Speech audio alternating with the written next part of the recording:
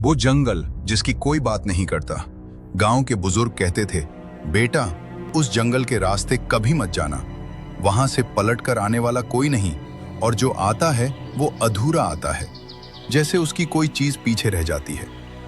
आयान ने ये बातें बचपन में सुनी थी, लेकिन कॉलेज पहुंचते पहुंचते ये सब उसे बस पुरानी दंत कथाएं लगने लगी। उसे समझ नहीं आता था कि लोग एक जंगल से इतना क्यों डरते हैं। एक दिन अपने दो दोस्तों, सना जो हमेशा कैमरा लेकर घूमती रहती थी, और फहद जिसे बस थ्रिल चाहिए था, के साथ आयान ने उस जंगल में एक रात गुजारने का फैसला कर लिया।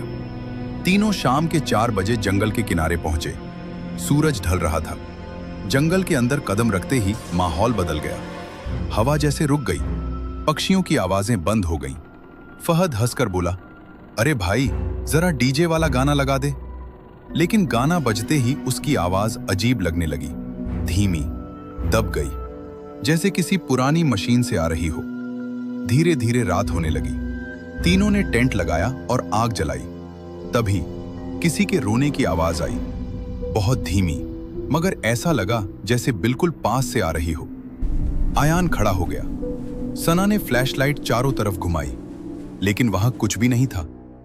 फहद बोला, कोई जानवर होगा, जंगल है, अजीब आवाजें आती रहती हैं।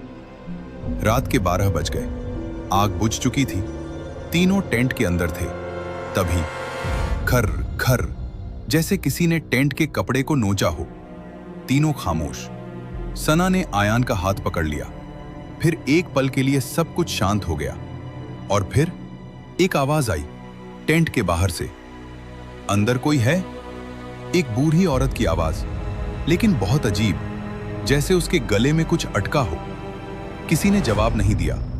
फिर वही आवाज, इस बार जैसे बिल्कुल कान के पास, मुझे भी अंदर आने दो, बाहर बहुत ठंड है, क्या मैं अंदर आ जाऊं? फहद ने हिम्मत की। उसने फ्लैशलाइट जलाई और टेंट का जिप खोला। बाहर कोई नहीं था, बस पैरों के निशान थे। लेकिन वो निशान अजीब थे। वे आगे नहीं जा रहे थे, बल्कि टेंट तक आते हुए दिख रहे थे, जैसे कोई उल्टा चलकर यहां आया हो। तीनों के होश उड़ गए। उन्होंने तुरंत फैसला किया, यहां से निकलना होगा। लेकिन जंगल का रास्ता बदल चुका था। जिस तरफ से वे आए थे, वहां अब घना जंगल था। सना ने फ्लैशलाइट घुमाकर देखा। तभी उसकी नजर एक पेड़ के नीचे पड़ी। वहां एक छोटी लड़की खड़ी थी।